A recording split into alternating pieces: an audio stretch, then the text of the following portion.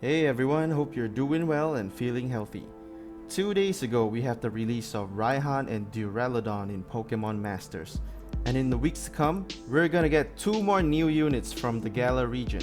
And if you haven't heard yet, those two are Nessa and Drednaw and Bea and Sirfetch'd. I am currently playing Pokemon Sword, so Raihan, Nessa and Bea being from the Pokemon Sword and Shield games makes them very relevant characters in my recent gaming experience. And these are pretty popular characters from the game. So today I want to have a look at the Pokemon Masters interpretation of these characters. Let's start with Raihan and Duraludon, the sync pair that is in the spotlight currently. He's so popular that he even made it onto the icon of the game app, which some characters that I consider to be more popular like Cynthia or Steven has never managed to achieve, I don't think. But I guess that's quite fair because Raihan does have a very cool character design, and he has an interesting ace Pokemon that literally turns into a building when it Gigantamaxes. Anyways, here's the Pokemon Masters version of Duraludon. It's a Steel Striker and he's weak to fighting. Its attack and special attack stats are great at 380 and 390 respectively, great HP at 779, and the other stats are average at best.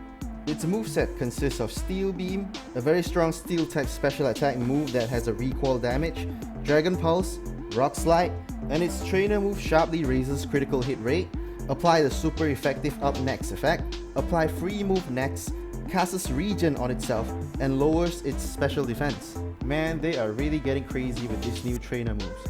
I remember a time when trainer move only maximizes your gauge and cuts your HP in half. And that's it.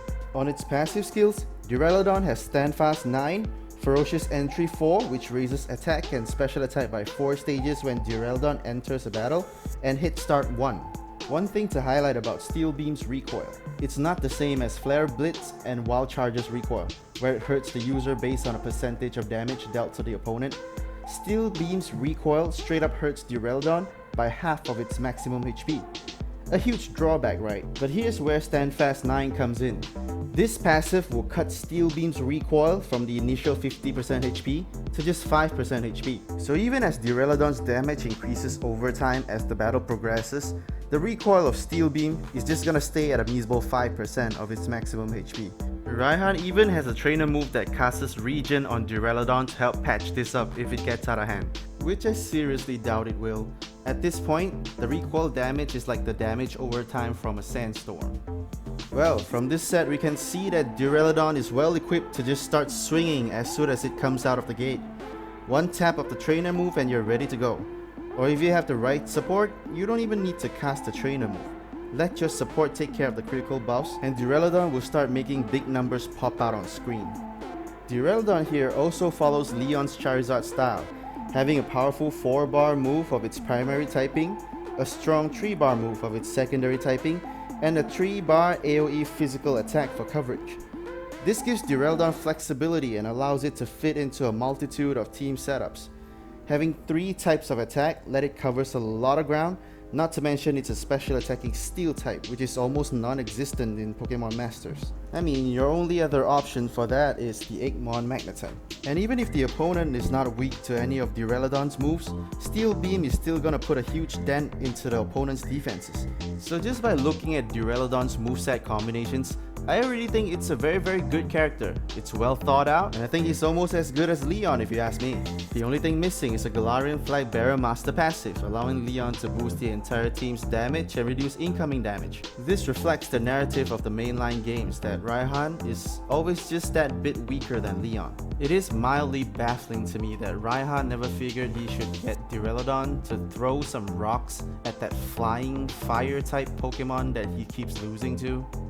But let's not dig too deep into that, I guess. Let's look at Duraludon's sync rate. At 1.5 you get Dragon Pulse move gauge refresh, a couple of fixes for the accuracy issues of its moves, Sand Shelter and Unflappable. At 2 out of 5 you get Pinpoint Entry to completely eradicate any accuracy issues, move gauge refresh for Rock Slide and Steel Beam, move point refresh for the trainer move, Burst In, Sands of Time, and Stoic. 3 out of 5 is where all the brownies are at. You get Entry Freebie, Supreme Entry, Surging Sand, Sand Blasters, Focus Rush, Tough Cookie, Grand Entry 2, and Recoil Removal. Grand Entry coupled with Ferocious Entry means that by just entering a battle, Duraludon's special attack would have been maxed out. Entry Freebie and Supreme Entry further enhances Duraludon's ability to sweep right from the get-go. Usually, Pokemon with a powerful 4-bar move doesn't get a damage multiplier. Duraludon here gets 2 in Surging Sand 3 and Tough Cookie, and Focus Rush increases its critical hit rate after using a sync move. What's new here is Recoil Removal, which does exactly what its name implies, remove recoil damage.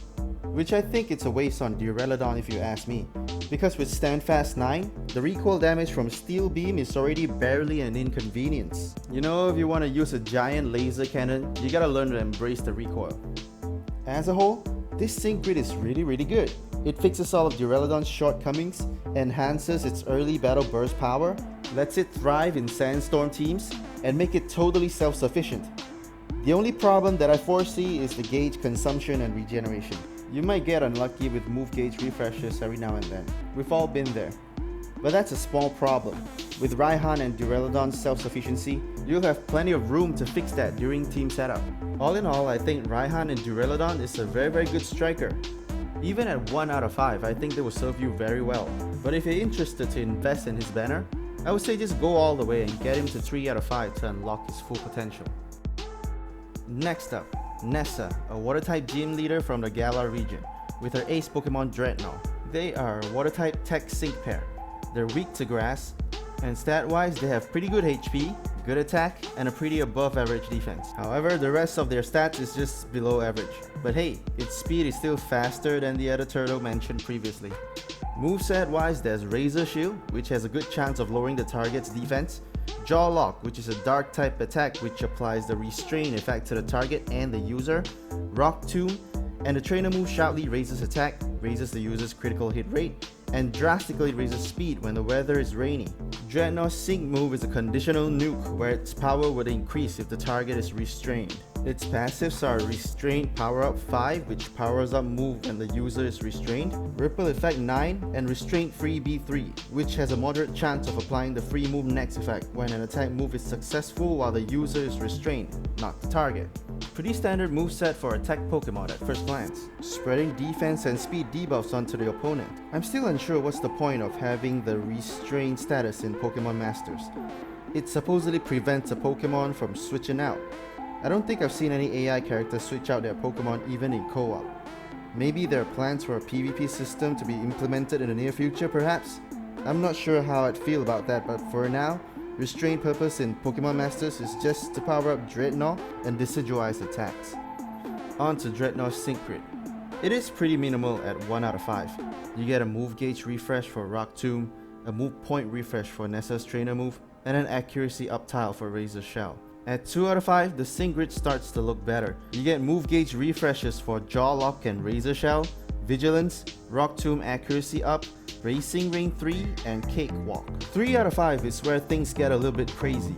You get Hold Hostage too, like the passive for Decidueye boosting damage when the target is restrained, Restrained Recovery, which restores HP whenever Drednaw makes a move when it's restrained, Relentless, which increases sync move damage the more the target's defense has been lowered, Razor Shell Critical Focus, Raging Rain 3 and Shower Power 5 to take advantage of rain further, and Hunter's Instinct. What immediately jumps out at me about this sync grid is that I counted 3 sync tiles that multiplies the sync move damage: Shower Power, Cakewalk, and Relentless. I seriously can't remember any other sync pair with this many sync move multiplier. Couple these with Drednaw's inherent condition on its sync move, it can deliver quite an explosive sync move, if you manage to set it up right of course. Do keep in mind that you can still push it to even greater heights by powering up Nessa to 6-star EX. I mean, someone's gonna die every time Drednaw uses a sync move. Aside from that, Drednaw is a pretty good striker in the rain, having Raging Rain 3 as a multiplier. If you can work Hunter's Instinct into the setup, you would have that, Raging Rain 3, Restraint Power Up 5, and the rain to boost your Razor Shell damage. It seems like Drednaw is a pretty good striker in disguise as techie. If you are lacking options in the water-type DPS department, I think Drednaw might be the answer to your problems. If not, well, Drednaw is still a very capable tech sync pair to have. But I suspect, even if Drednaw is a completely useless Pokemon, I think many guys will still be scouting for Nessa and Drednaw. Let's just leave it at that. Lastly, the fighting type gym leader from Galar, Bea and Sirfetch'd. Now this is one no-nonsense, all-out clinical striker. No gimmicks, no accuracy issues, no recoil drawbacks, no status applications needed, no weather and no terrains needed. Just give Sirfetch'd some attack buffs and it is ready to go.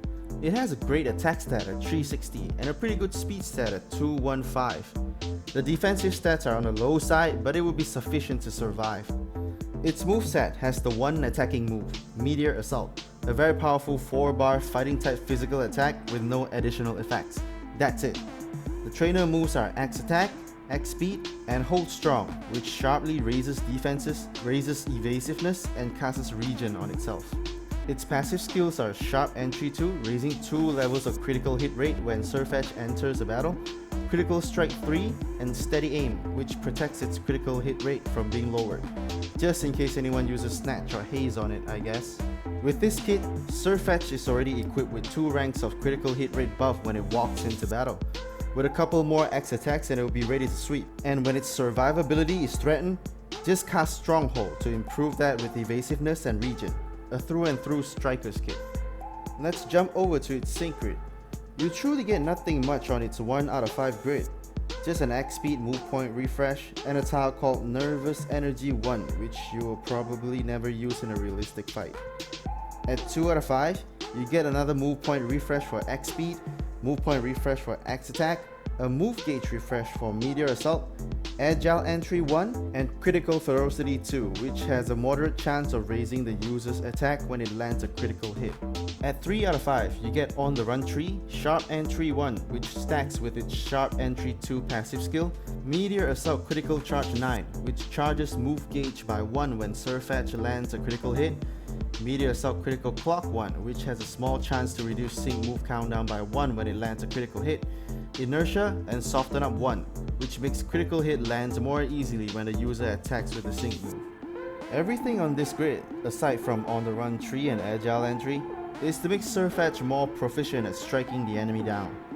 On one hand, it makes Sirfetch'd a very efficient sync pair at doing its job. Some people appreciate this no-nonsense approach. Focus on one target and one target only and get the job done as quick as you can. On the other hand, this makes Sirfetch'd a very monotone sync pair, doing only one thing and it's only good at one thing. This might be boring for some people as they prefer something that offers more of a variety of play, like for example Raihan and Duraludon, which we discussed earlier, who can fit into multiple teams and employ different play styles. Me personally, my preference changes from time to time. I do look at the trainer and the Pokemon also, so there's no set direction for me. But having said that, I do like Bea and Sirfetch'd quite a bit. I find myself appreciating their efficiency. If you like him too and is preparing to scout for Bea, I would recommend saving some gems and get her all the way to 3 out of 5. Its 1 out of 5 sync grid is just a little bit underwhelming for me. So there you go, 3 Galarian sync pair. Raihan is currently ongoing, and these are the dates for Nessa and Bea Scout banner if you're interested. Seeing as I only have a very small amount of gems left after the Dianta fiasco and with the anniversary looming, I'm gonna hold on to what I have for now and pray for a lucky daily scout. Also lucky for me that I am not as interested in these 3 characters. If DNA would have introduced Victor, Hawk, and Sonya instead, I would probably lose all self-control and be left with nothing for the anniversary.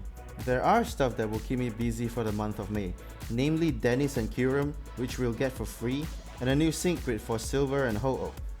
I'll make a video for them when they come out so that I can do a showcase after their analysis, so stay tuned for that. For now, I'll hold on to my gems and go back to my cycling practice.